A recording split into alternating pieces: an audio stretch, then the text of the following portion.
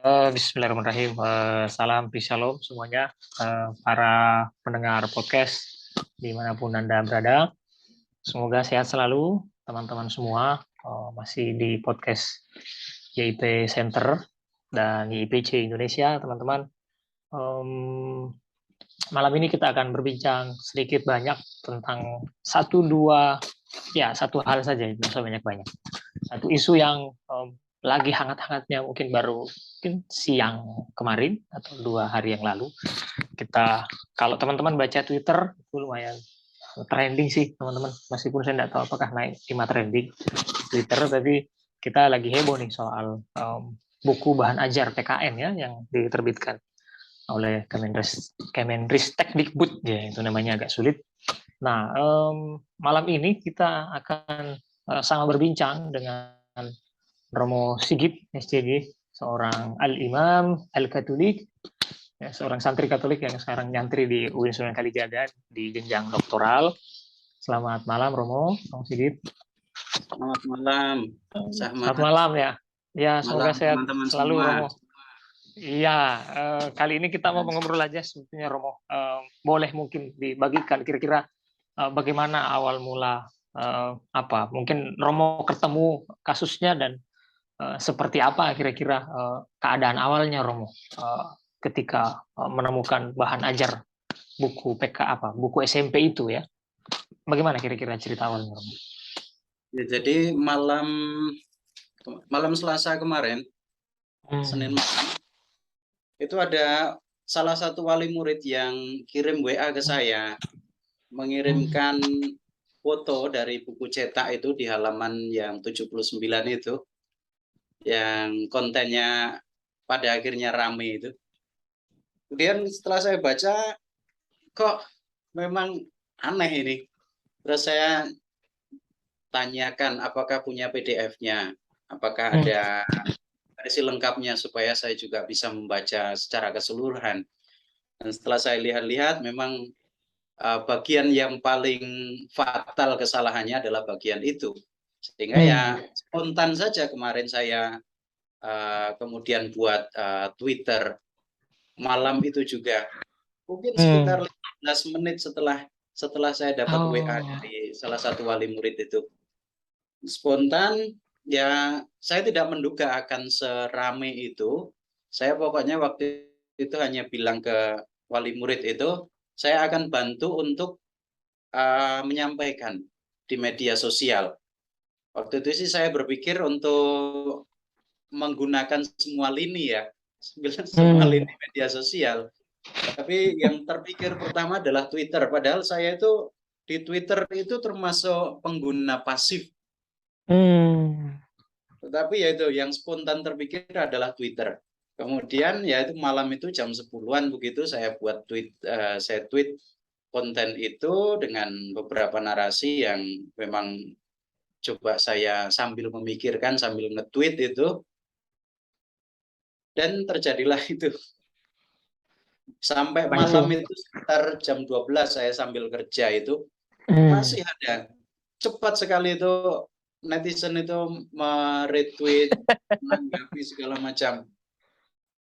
Dan benar sampai pagi hari itu masih aja, bahkan sampai akhirnya trending itu dan mendapatkan tanggapan dari Kemendikbudristek itu, termasuk dari pusat itu.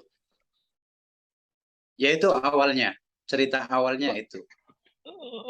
Oke, Romo. Kalau sekilas saya lihat kan ada tipologi ya, jadi Islam, ada Kristen Protestan, lalu di bawah ada Katolik gitu. Meskipun sejujurnya saya juga menyimpan 1-2 lembar pertanyaan sebetulnya kepada penulisnya. Tapi memang pada akhirnya saya rasa beberapa pendengar podcast, saya tidak tahu apakah sudah sempat menyimak minimal halaman 79 minimal itu, meskipun saya rasa penting membaca keseluruhan. Itu kan sebetulnya buku ajar ya untuk anak SMP dan pelajaran kewarganegaraan gitu. Dan saya rasa perlu fair untuk membaca keseluruhan. Tapi kalau pendengar podcast mungkin perlu tahu, dan mungkin sekarang di Twitter juga masih ada screenshot halaman tersebut, dan mungkin lengkap garis-garis yang masih bermasalah dan agak menyederhanakan persoalan. Satu paragraf itu, total 2 paragraf itu saya lihat. Ya. Di paragraf pertama tentang Protestan, paragraf kedua tentang Katolik. Nah, saya lihat kemarin saya pertama kali lihat story-nya Romo Sigit kan di WA, lalu saya juga ikut respon, lalu Romo sempat memberikan ini ya, Romo sempat memberikan semacam garis khusus yang menurut Romo yang krusial dan bicara tentang Trinitas gitu. Kira-kira mengapa persoalan itu penting didiskusikan, Romo, tentang Trinitas itu? Ya, ini kan buku ajar wajib yang harus dipegang oleh para siswa ya. Dan konteksnya adalah mata pelajaran Pancasila dan Kewarganegaraan. Nah, isi dari konten yang bermasalah itu pun saya rasa sangat subjektif dari penulis. Ya. Subjektif. Artinya apa? Bahwa apa yang tertulis di situ itu rasa-rasanya memaksakan subjektivitas dari penulis, tetapi malah justru tidak sesuai dengan tujuan dari buku itu, apalagi konteks dari isi yang bermasalah itu ada pada subbab tentang kebinekaan, keragaman agama yang ada di Indonesia, tetapi malah kontennya malah justru masuk pada hal teologis yang sebenarnya itu bukan ranah dari mata pelajaran PPKN. Oke. Ya, itu sebenarnya masuk pada ranah pelajaran agama kalau mau dimasukkan. Tetapi malah justru masuk di konten itu. Maka di sinilah yang saya kira saya merasa perlu untuk ikut serta mengkritik. Yang akhirnya spontan itu tadi, pikiran spontan untuk mengunggah di Twitter atau di media sosial lain itu juga akhirnya muncul. Karena itu berdasarkan pemahaman saya tentang mata pelajaran pendidikan dan kewarganegaraan itu. Maka di salah satu balasan di Twitter itu ada satu masukan yang saya kira sangat baik, bahwa mata pelajaran PPKN kalau mau menyinggung soal agama, paling tidak hanya menyinggung misalnya tempat ibadahnya apa, kitab sucinya apa, kemudian hari raya kalau mau, atau bahkan juga kalau mau disinggung pun tentang tempat ibadah sudah tadi ya. Ya. Kitab suci mungkin. Ya, kitab suci semacam itu saya kira masih soal yang umum, bukan pada ranah teologis. Dan kalau kita bandingkan dengan yang lain, dengan agama-agama lain selain Kristen, Protestan, dan Katolik yang ada di situ, saya rasa juga isinya tidak berimbang. Artinya dari agama Hindu tidak dibahas tentang kitab suci apa atau apa. Konghucu juga bahkan juga tidak membahas tentang itu. Saya rasa juga ada masalah lain di situ. Itu yang saya kira yang mendesak untuk dipikirkan. Selain tentu saja isi dari pemahaman tentang Trinitas itu yang salah kaprah, saya katakan. Dan salah kaprah, sangat keliru. Ya, teman-teman mungkin yang mungkin menyimak podcast ini, teman-teman boleh mungkin mengecek ya di Twitter di @mogip_scj kalau tidak salah ingat saya. Iya, di situ teman-teman akan boleh akses sebetulnya ya, kalau boleh dikatakan ya Romo Sigit yang akhirnya semacam menjadi opinion leader ketika isu ini naik begitu, dan penting untuk sesegera mungkin kita diskusikan, dan pada akhirnya menggelinding sampai hari ini sempat saya lihat, dan kebetulan tadi pagi saya juga sempat menyimak story WA-nya, lagi-lagi kekuatan media sosial, dan akhirnya saya juga dikirimi Romo Sigit sedang berdiskusi dengan Kemendikbud langsung ya Romo ya, juga pihak-pihak terkait itu. Tapi anyway Romo, persoalan Trinitas saya sempat juga menyimak sedikit, dan ada dia pakai terma Allah Trinitas kalau saya tidak salah sebut, lalu uniknya dia lalu mention apa apa namanya, beberapa yang mereka maksud Trinitas gitu. Ada Yesus Kristusnya, terus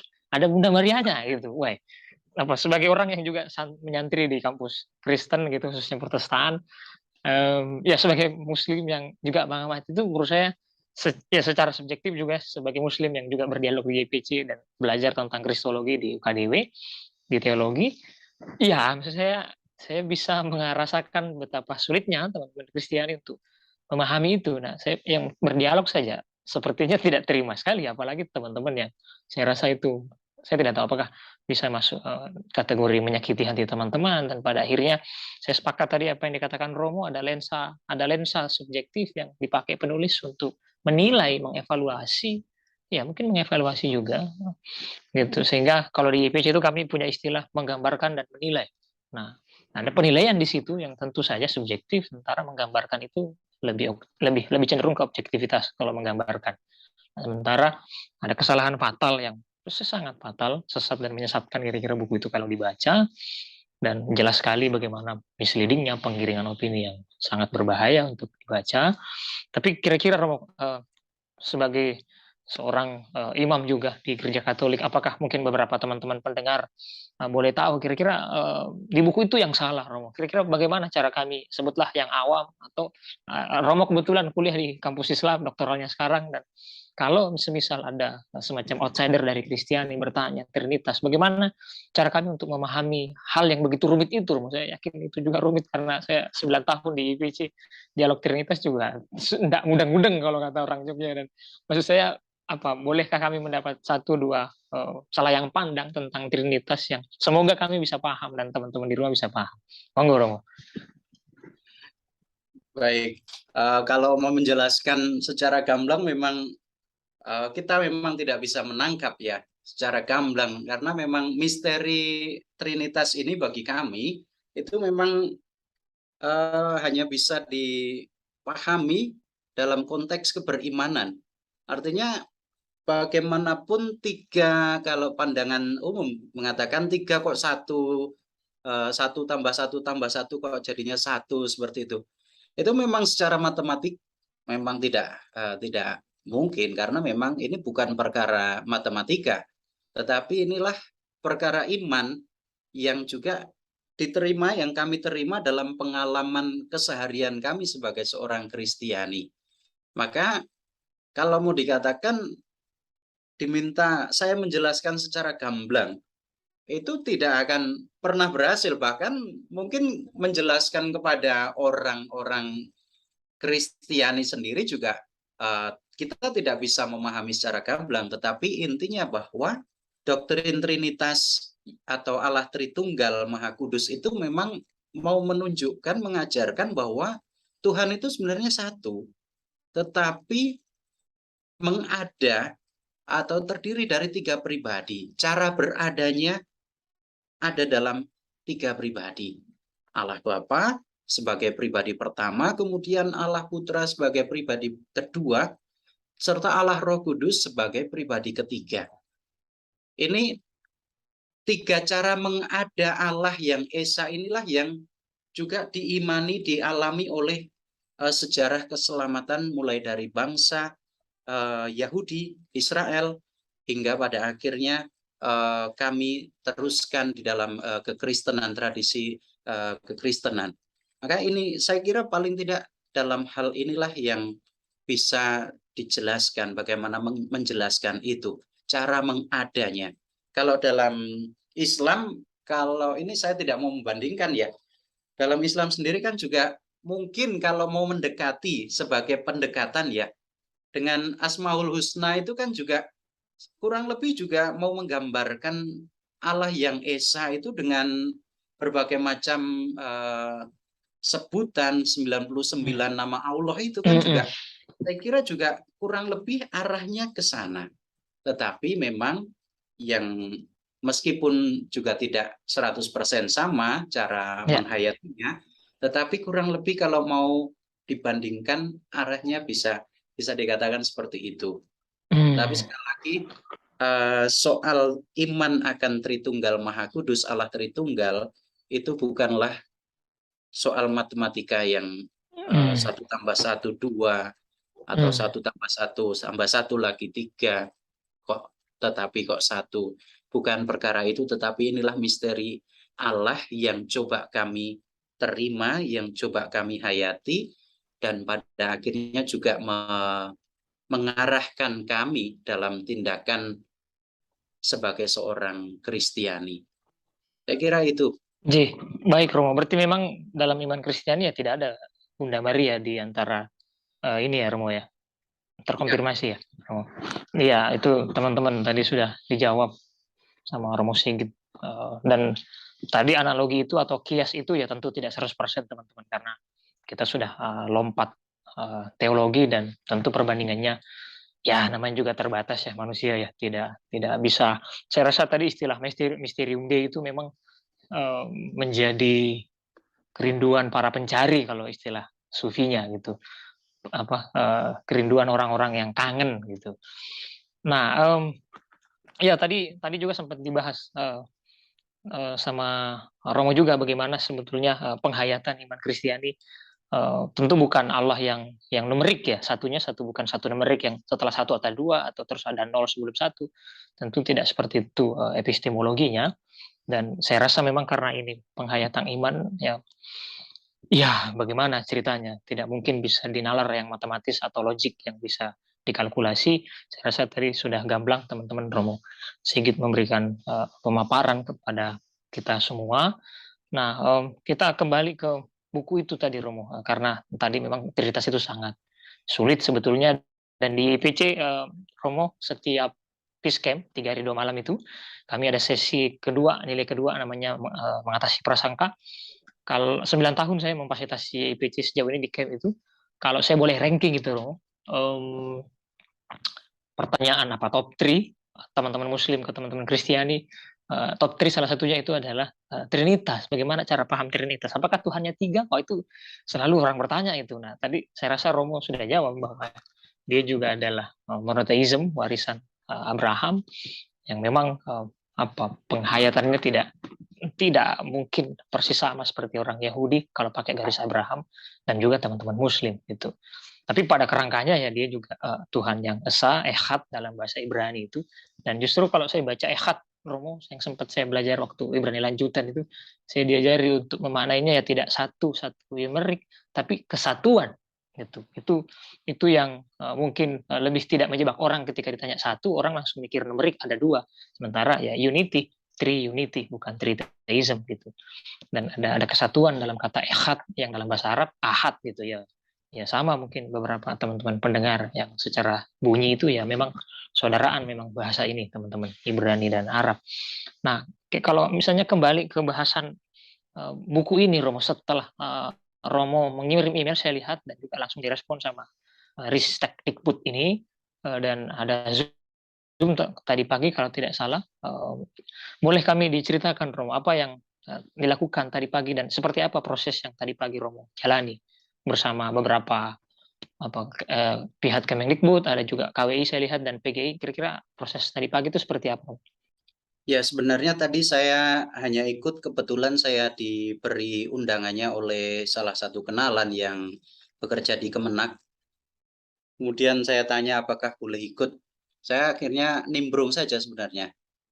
Nimbrung di situ, dan dari pihak Kemendikbud Ristek sendiri memang sangat apresiatif terhadap apa yang terjadi, usulan-usulan masyarakat terutama lewat Twitter dan juga surat dari PGI, kemudian memberikan usulan untuk revisi dan lain sebagainya, kemudian membuka diskusi bagi PGI dan KWI, terutama dari Komisi Pendidikan KWI sendiri.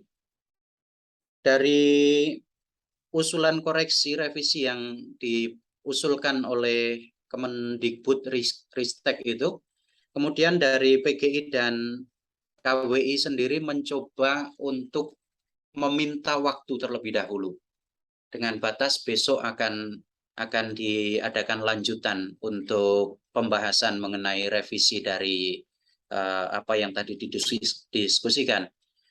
Tapi yang menarik adalah bagaimana saran-saran usul dari PGI maupun KWI, dari para pendeta, para romo, dan aktivis-aktivis yang ada di dalam diskusi itu, ada banyak usulan supaya juga tidak masuk pada ranah teologis seperti yang saya katakan tadi. Karena konteksnya adalah pelajaran kewarganegaraan, Pancasila dan kewarganegaraan, supaya sebisa mungkin menghindari ranah teologis, diskusi tentang hal-hal yang teologis. Maka sebenarnya juga sampai di situ diskusinya hanya mau membahas soal revisi yang ada dari teks yang sudah tertulis itu, yang sedang viral itu, dan juga mendengarkan masukan-masukan dari berbagai pihak. Ya, saya sangat mengapresiasi juga bagaimana keterbukaan dari gerak cepat juga dari Kemendikbud itu sendiri. Sangat mengapresiasi, mereka sangat terbuka pada itu. Ya, tinggal kita kawal saja bagaimana nanti kelanjutannya. Tadi Baik, juga hadir para penulisnya, kemudian para penelahnya juga hadir. Oke. Hadir semua, saya rasa tadi. Siap, sempat berinteraksi nggak Romo? Maksudnya apakah Romo mengajukan pertanyaan ke mereka atau ada pertanyaan dari mana sebetulnya sumbernya gitu Romo? Dari penulisnya itu tadi ya meminta maaf tadi. Oke, baik. Kemudian dari penelaahnya memang tidak mengatakan apapun. Atau mungkin sebelumnya karena saya memang hadirnya sudah terlambat. Barangkali sudah diperkenalkan dulu. Tapi ketika saya masuk, saya tidak mendengarkan itu. Hanya dari salah satu penulis pertama itu yang menyampaikan permohonan maaf dan ya bersedia untuk dikoreksi. Oke, itu satu hal yang saya rasa penting untuk kita syukuri sebetulnya, gerak cepat dan kerendah hatian dari penulis yang saya rasa juga ya itu juga membuat saya merenung. Dan kira-kira kalau tadi kita bicara soal dialog teologis Romo, itu yang juga sebetulnya semacam didorong oleh IPC, khususnya kalau kita bikin camp dan di follow up dialog teologi itu menjadi ya kalau bisa jadi lifestyle sebetulnya. Jadi tapi kan di masyarakat kita Romo, kita akan selalu memberikan kerangkeng khusus tuh teologi itu agak membeku di sana yang jauh, dan kalau bisa jangan kita bicarakan gitu. Nah, saya berefleksi kira-kira loh, pertanyaan agak teknis saya adalah kalau semisal kita mesti dialog teologi itu seberapa urgent dia dan bagaimana kita menjadikan itu sebagai sebuah tradisi. Maksud saya ya secara tetangga saya rasa kita ada banyak bertetangga dengan orang-orang berbeda iman, tapi entah pertanyaan saya kapan waktu yang tepat atau seberapa urgent sebetulnya Romo. Mengingat kasus ini mungkin saya bayangkan penulisnya mungkin entah tidak pernah dialog, mungkin juga tidak pernah ikuti EPC misalnya, tapi itu kan menandakan bagaimana literasi yang konon katanya kita beragam, tapi ternyata memang kita lama tersegregasi dan bahkan tidak pernah ngobrol jangan-jangan. Atau obrolan kita saya juga memahami entah dalam atau tidak, tapi ternyata satu dua hal kita lama bertetangga mungkin dengan orang Kristen, ternyata kita nggak tahu tuh betul orang Kristen itu seperti apa. Gitu. Nah pertanyaan saya tadi itu Romo, kira-kira seberapa urgent kita harus melakukan itu, dan kalau boleh ditanya waktu, kira-kira kapan kita waktu cocok itu, karena bagi saya kalau tidak diterobos itu ya selamanya kita akan tidak mengobrol, sementara pas ada yang salah kita terus kurun dengan sensitif lalu kita menolak untuk mengobrol, pas ada yang salah baru kita rame-rame lagi giri-giran. Nah monggo Romo. Ya memang sulit ya untuk melakukan kalau dikatakan sebagai dialog teologis ya. Apalagi juga seringkali orang itu cenderung membawa peranggapannya masing-masing. Intinya ketika misalnya mau berbicara tentang Trinitas katakanlah ini. Iya. Ini cenderung kadang-kadang ada ketakutan kalau bagi yang Kristiani ada ketakutan ini nanti jangan hanya diserang dan lain sebagainya. Oh, di debat dari yang lain, pihak lain, ini nanti saya cari kelemahan mereka. Nah ini kan ketika dialog teologis diawali dengan peranggapan semacam itu, saya rasa tidak akan terjadi sebuah dialog yang sehat. Baik. Makanya ya barangkali ya momen-momen seperti inilah yang saya rasa bisa menjadi Momentum. tolak bagi kita, momentum untuk Hmm. berdialog secara Hmm. teologis, melakukan dialog teologis itu. Tetapi ya apa yang dilakukan YIPC sendiri saya kira itu juga sudah menjadi salah satu terobosan yang sangat baik untuk mempertemukan berbagai tradisi keagamaan, kemudian saling belajar satu sama lain. Iya. Artinya situasinya sudah dibangun terlebih dahulu. Oh, baik. Masih dasar dari setiap orang yang mau berdialog itu sudah terbangun. Iya. Akan jauh lebih mudah untuk memperoleh pemahaman, saling mendengarkan satu sama lain, meskipun isu-isu itu sensitif, tetapi ketika situasi diri dari masing-masing orang yang mau berdialog itu sudah terbentuk, ada keterbukaan itu, maka ya di situ jauh lebih mudah ketimbang yang saya katakan tadi, masing-masing membawa peranggapannya, pemahamannya Iya. sendiri untuk menyerang atau untuk mencari kelemahan yang lain, itu saya rasa tidak akan sehat. Memang kita juga perlu merangkul saudara-saudari kita yang lain, karena selama ini kan juga dialog yang terjadi, dialog teologis ya dengan orang-orang yang ya sama-sama sudah katakanlah sudah terbuka sebenarnya. Dengan mereka yang tanda kutip masih tertutup itu, kita ini menjadi PR besar kita bersama, saya untuk membangun dialog dengan mereka. Baik Romo, saya rasa apa istilah peranggapan atau prasangka tadi, saya rasa itu juga yang sering, makanya sesi kedua itu masih awal-awal sekali setelah kami punya istilah menerima diri Romo sesi pertama itu, atau berdamai dengan diri sendiri, karena prasangka ini masih berkaitan dengan sang diri sebetulnya. Bagaimana dia melihat dirinya, itu juga yang akan terjadi ketika dia melihat orang lain. Jadi formanya itu kalau di camp YIPC itu, Student Interfaith Peace Camp, dan ya pada akhirnya berarti ada tadi Romo sebut istilah situasi, itu menjadi sangat fundamental untuk berdialog teologi, karena memang butuh semacam perenggangan dulu baru mengobrol gitu, karena ya kami juga sadar bahwa dialog di luar sana masih akan dikonotasikan orang sebagai debat. Orang takut mengobrol, takut diserang, takut dijatuhkan, dan saya dapat istilah dari Romo Sigit tadi, saling belajar. Saya rasa motivasi itu kemungkinan besar akan mengeliminir kira-kira kepentingan orang untuk menang-menangan, untuk paling-palingan, itu kan pasti itu paling duluan masuk surga, paling pertama finish di akhirat, kan susah nanti. Nah tapi ya itu mungkin saya rasa tadi statement terakhir Romo jadi PR kita bersama gitu itu. Mungkin juga akhirnya bulan depan Agustus IPC akan terjadi fasilitator dan pertemuan nasional, mungkin akan menjadi juga masuk evaluasi apa yang juga harus kami lakukan di IPC, karena kami juga percaya bahwa literasi itu bisa didapat dari dialog, karena dialog itu kan mengindikasikan ada pertukaran pendapat, ada saling mendengarkan. Saya rasa itu momentum mahal saling mendengarkan itu, karena ketika berdialog mungkin orang berlomba untuk ingin didengar gitu. Nah, sehingga proses kesalingannya agak minim gitu. Nah, terima kasih untuk masukan itu Romo. Terakhir mungkin apa namanya bagi para hadirin di luar sana yang mungkin dengar percakapan kita.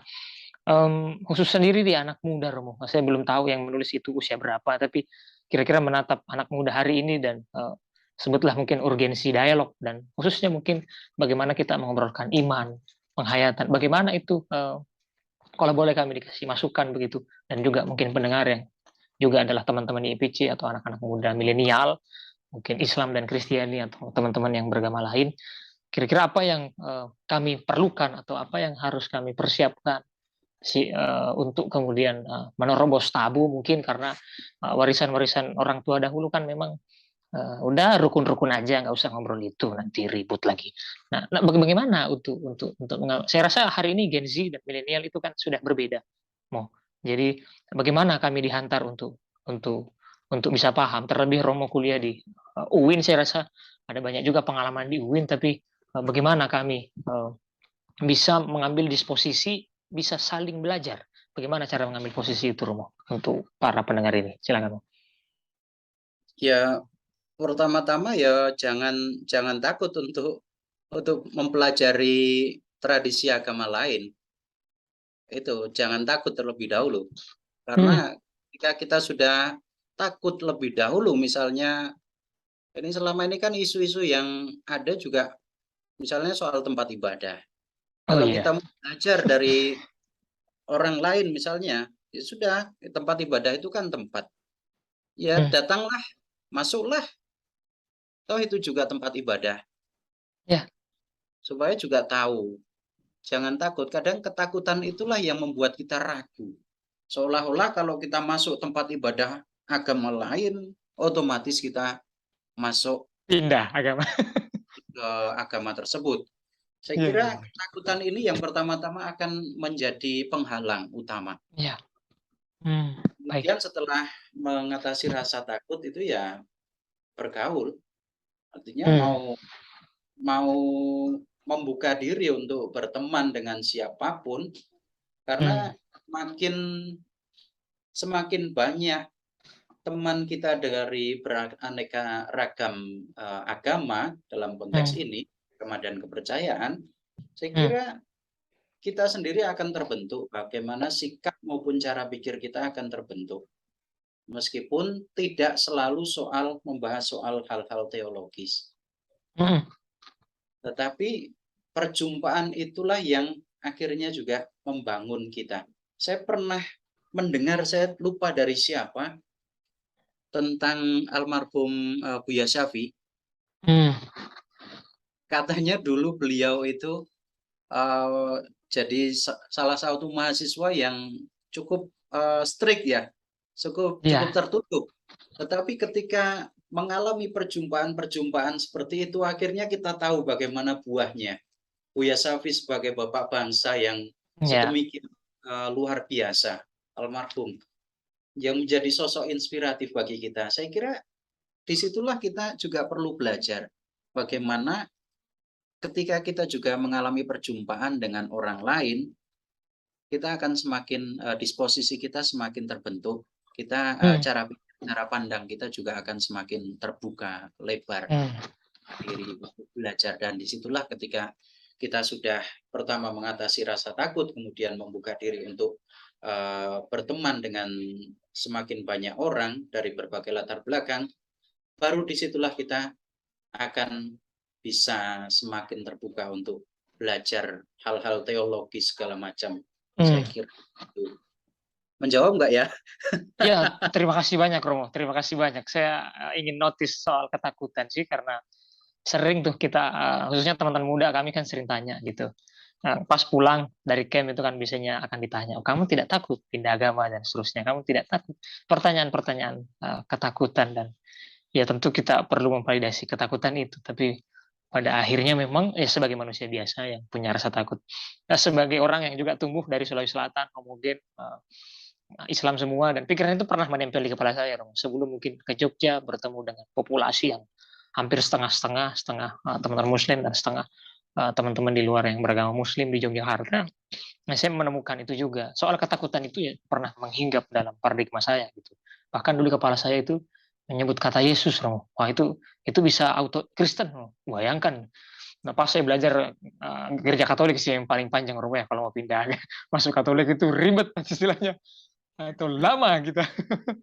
Lalu itu yang agak jatuh semua gitu. Masa cuma Yesus terus saya lupa Al-Fatihah? Tidak mungkin ya. Tuh, kesebut kata Yesus langsung auto Katolik. Memang tidak bisa, ya. Bisa dimarahi, diketahui Romo-Romo. Tapi itu maksud saya selucu itu saya punya pandangan dulu, Romo. Lalu ya ketemu banyak sekali teman-teman Katolik, makrab sama frater gitu. Diskusi sama Romo-Romo. Itu pertama kali saya ketemu frater ya di Jogja. Baru tahu ada orang kayak frater itu. Hidupnya begitu ya, sangat soleh dan soleha ya bagi biarawati. Sehingga ya saya cukup merasa, oh ya saya ketemu turning point, saya ketemu titik balik yang lalu memang cuma memang saya merasa ada banyak Ahmad-Ahmad dahulu itu di luar sana juga yang mungkin masuk gereja keluar, wah auto Kristen, waduh, atau auto lupa Al-Fatihah, waduh. Saya itu sering, itu mungkin masih ada, itu mungkin hari ini kalau saya dengar pasti agak sedikit konyol ya. lucu gitu. Tapi ya itu mungkin masih banyak yang menempel di muslim khususnya muslim, karena saya pernah sebagai penyintas yang pernah berpikir begitu ya. Saya mungkin tidak tahu bagaimana teman-teman Kristiani gitu mandang itu, tapi Sama. sama. Ada Ada gitu juga. yang takut masuk masjid roh gitu, ada Iya. begitu. Ya, ya itu eh, teman-teman, satu dan beberapa hal tadi yang kita pelajari mungkin dari peristiwa ini, dari fenomena ini, berbesar hati untuk banyak pihak yang sudah terlibat, dan saya rasa kita sedang memimpikan bagaimana negara ini juga dibangun atas literasi yang baik. Selain mungkin literasi tentang agamanya, saya rasa perlu gerak pada saat yang samaan itu, gerak untuk punya literasi tentang agama-agama di luar kita, karena saya rasa memang sebelum memahami yang di luar ya perlu ketakutan itu ditangani dulu. Karena ya saya rasa juga saya sempat ditegur juga sama orang tua saya waktu kuliah di Universitas Kristen Duta Wacana, ditanya apakah nanti saya dikhawatirkan pindah agama. Saya bilang pindah agama ya bisa anytime lah, tidak perlu masuk kampus Kristen mendaftar 500.000, rugi saya kalau harus masuk Kristen bayar 500.000 gitu. Nah, jadi itu yang dulu sempat saya yakinkan ke ibu saya. Lalu ya dia akhirnya oke saja gitu. Ini kepentingan studi dan ya orang belajar gitu. Ya kalau tidak tahu ya ya harus belajar, tidak ada jawaban lain gitu.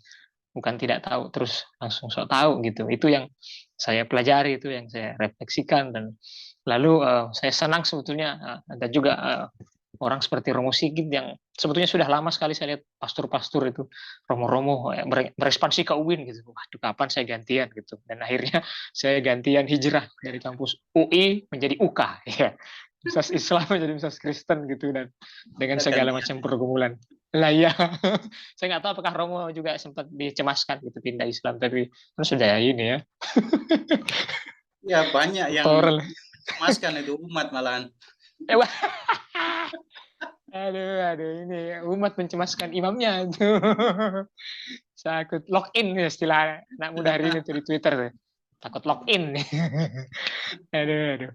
Ya itu saya rasa apa ya? Maksud saya hari ini teman-teman muda milenial atau Gen Z, saya rasa ada harapan baru juga sebetulnya dalam dalam harapan saya yang dari hati saya yang terkecil, bahwa sebetulnya hari ini mestinya milenial dan Gen Z mestinya jauh lebih dekat dengan informasi yang banyak, meskipun juga hoaxnya juga banyak, tapi apa ya, vibe keterbukaan itu ada karena informasi hari ini banyak.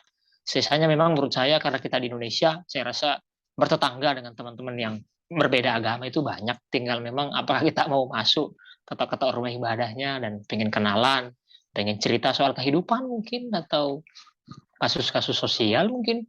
Saya rasa ada banyak, korupsi juga masih banyak gitu. Itu yang kayaknya masih harus dihadapi bersama gitu. Kalau kata Pak Bono itu ya selain dialog teologi ya banyak dialog sosial etis, Ya. dialog kehidupan, tradisi berpuasa, kita sama-sama puasa gitu. Saya rasa itu yang juga urgent kita obrolkan gitu, selain teologi tadi.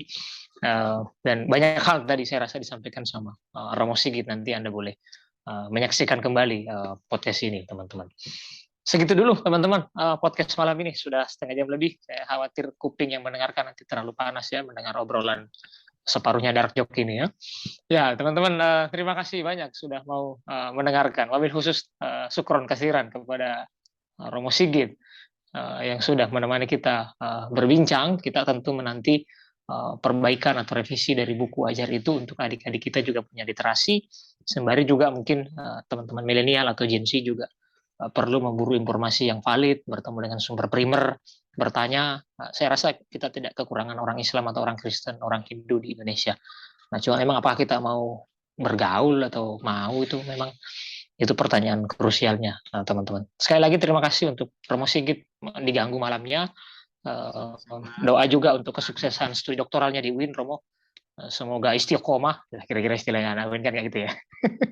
Istiqomah dan kira-kira dapat pencerahan yang banyak ya, menjadi Raushan Fikr di UIN Sunan Kalijaga. Saya lagi terima kasih untuk promosi teman-teman.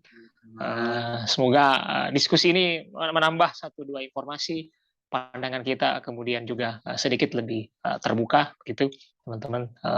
Sampai ketemu di edisi selanjutnya, teman-teman, di obrolan-obrolan podcast yang lain, teman-teman. Selamat malam dari Jakarta Utara. Salam Shalom.